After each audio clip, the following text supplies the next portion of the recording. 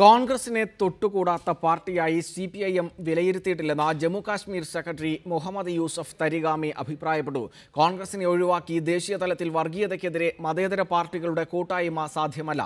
ജമ്മു കാശ്മീരിലെ അടുത്ത സർക്കാർ രൂപീകരണത്തിന് മതേതര പാർട്ടികൾക്കൊപ്പം കോൺഗ്രസുമായും സഹകരിക്കുമെന്നും തരിഗാമി അറിയിച്ചു. കാശ്മീരിലെ ഷോപ്പിയാനിൽ റിപ്പോർട്ടറോട് സംസാരിക്കുകയായിരുന്നു Tarigami.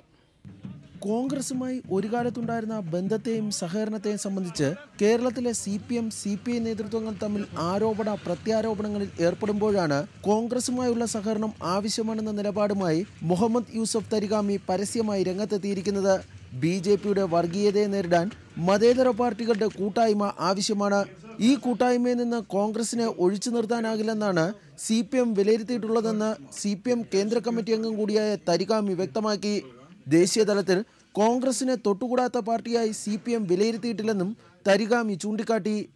At the national level even, we have not considered Congress as an untouchable party. We have never considered. കോൺഗ്രസുമായി തെരഞ്ഞെടുപ്പ് സഖ്യത്തിൽ ഏർപ്പെട്ടിട്ടില്ല.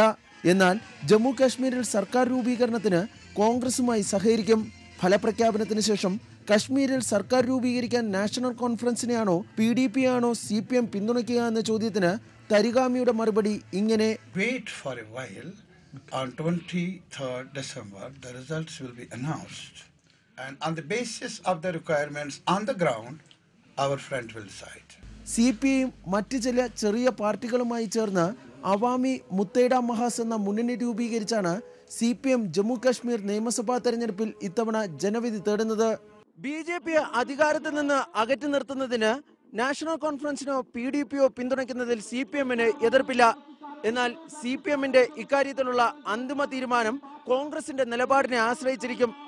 അതായത് കോൺഗ്രസ് ജമ്മു കാശ്മീരിൽ ആരെ പിന്തുണയ്ക്കുന്നോ അവരെയാകും സർക്കാർ രൂപീകരണത്തിന് CPMും പിന്തുണയ്ക്കുക.